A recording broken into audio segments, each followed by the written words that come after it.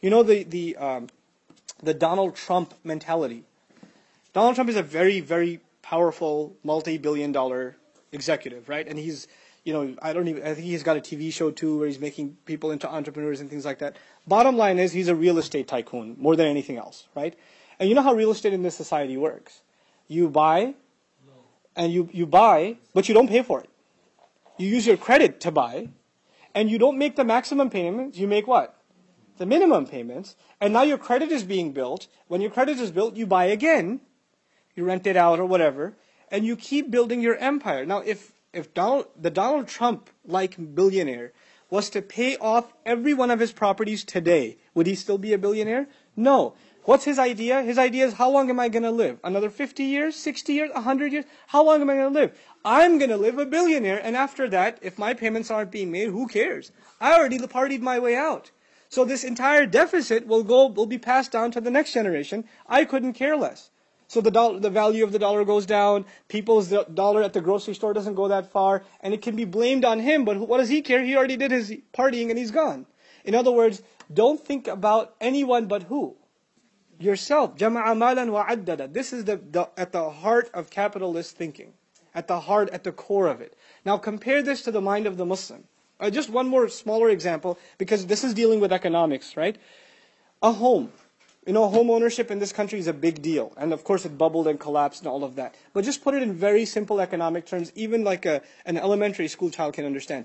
100 years ago, somebody buys a house.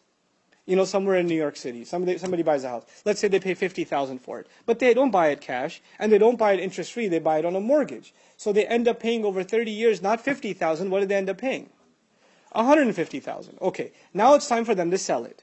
Are they going to sell it for $60,000?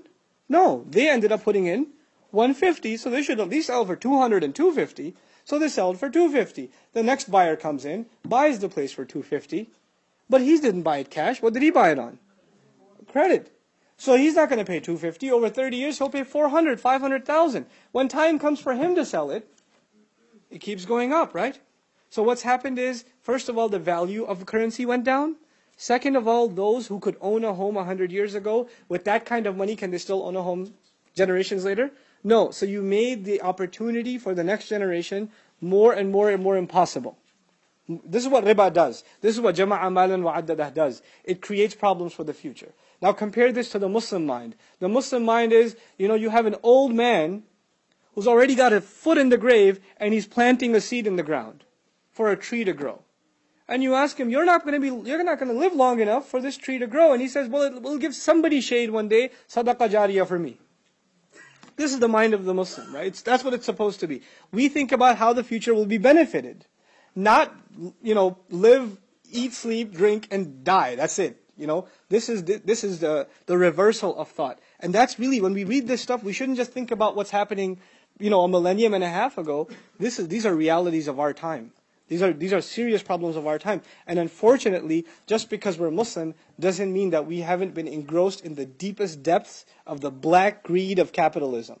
We ourselves have become really nasty capitalists ourselves.